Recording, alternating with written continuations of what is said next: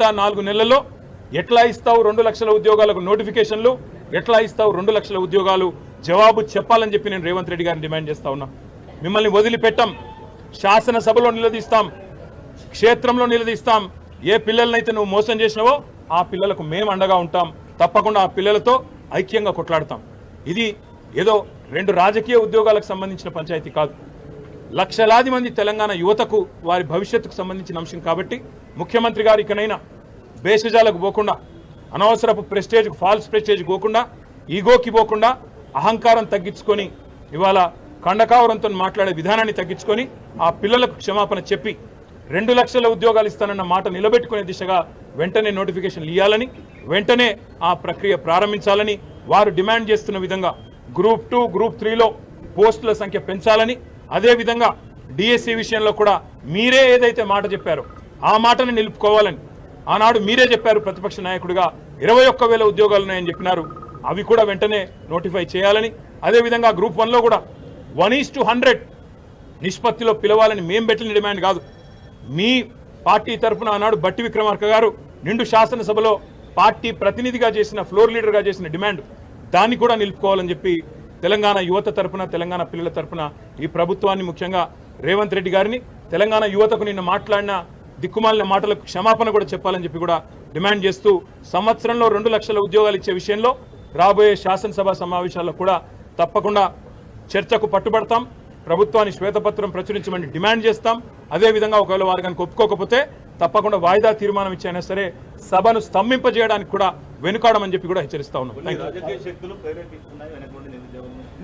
ఆ రాజకీయ శక్తుల పేర్లు రాహుల్ గాంధీ, రేవంత్ రెడ్డి.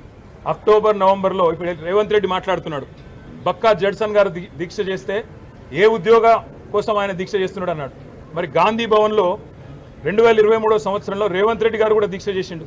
ఏ ఉద్యోగం కోసం దీక్ష చేసిండు? ఏ పరీక్ష రాస్తున్నాడు రేవంత్ రెడ్డి అని చెప్పి దీక్ష చేసిండు? ఏ పరీక్ష రాస్తున్నాడు అని చెప్పి మరి ఈరోజు రాహుల్ గాంధీ అశోక్ నగర్కి వచ్చిండు. ఇవాళ అశోక్ నగర్లో ఉండే సన్నాసులని మాట్లాడుతున్నాడు. మరి మీ రాహుల్ గాంధీ గారు అశోక్ నగర్కి వచ్చినారు, నువ్వు వచ్చినావు అశోక్ నగర్కి, మీ నాయకులందరూ ఆ కోచింగ్ సెంటర్లో చుట్టే తిరిగినారు, మధు యాష్కి గారు, ఇతరులు. ఎవరు సన్నాసులు, ఎవరి గురించి మాట్లాడుతున్నావో ఆలోచించుకొని మాట్లాడితే బాగుంటుంది. ఇది ఇప్పుడు 4.5 ఏళ్ళు ఏ ఎలక్షన్ కూడా లేవు. ఈ 4.5 ఏళ్ళు ఎలక్షన్లు లేనప్పుడు మాకేమి రాజకీయ ప్రేరితమైన ఉద్యమాలు కానీ వాళ్ళని రెచ్చగొట్టాల్సిన అవసరం కానీ లేదు. మీరిచ్చిన మాట మీరు నిలుపుకుంటలేరు కాబట్టే ఇవాళ పిల్లలు రోడ్డు ఎక్కుతున్నారు. అర్ధరాత్రి నిన్న 4 దాకా పిల్లలు అశోక్ నగర్లో, దిల్సుఖ్ నగర్లో ఆందోళన చేసిన మాట వాస్తవం కాదా? ఉస్మానియాలో వాళ్ళని ఇవాళ గొడ్లను ఈడ్చుకపోతూ ఇవాళ అరెస్టులు చేస్తున్న మాట వాస్తవం కాదా? 6 నెలల లోపలనే ప్రజాపాలన అంటే ఎమర్జెన్సీని తలపించే విధంగా ఇవాళ పిల్లలు బాధపడుతున్న మాట వాస్తవం కాదా? వాటికి సమాధానం చెప్పే సత్తా లేక ఇవాళ నోటికొచ్చినట్టు వాగడం కాదు ముఖ్యమంత్రి గారు.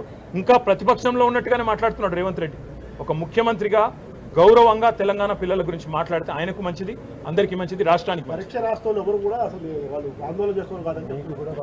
సరే. రేవంత్ రెడ్డి గారి గురించి ఎంత తక్కువ మాడితే అంత మంచిది. మేము అనేది ఏమంటే, రేవంత్ రెడ్డికి సత్తా ఉంటే, నీ ప్రభుత్వానికి నిజాయితీ ఉంటే, చిత్తశుద్ధి ఉంటే, నువ్వు అంటావు కదా మాట్లాడితే శ్వేతపత్రం అని, ప్రచురించి శ్వేతపత్రం. ఎన్ని నోటిఫికేషన్లు ఇచ్చినావు తెలంగాణ వచ్చినాక? ఎన్ని ఉద్యోగాలు భర్తీ చేసినావు? నువ్వు చెప్పిన 2 లక్షల ఉద్యోగాలు, నువ్వు చెప్పిన జాబ్ క్యాలెండర్లో ఎన్ని మాటలు నిలబెట్టుకున్నావు? స్పష్టంగా ఒక శ్వేతపత్రం ప్రచురించి మీరు చెప్పాలని చెప్పి నేను డిమాండ్ చేస్తాను. Thank you. ఎంపిక కానీ ఈ రోజు వరకు ఈ కొత్త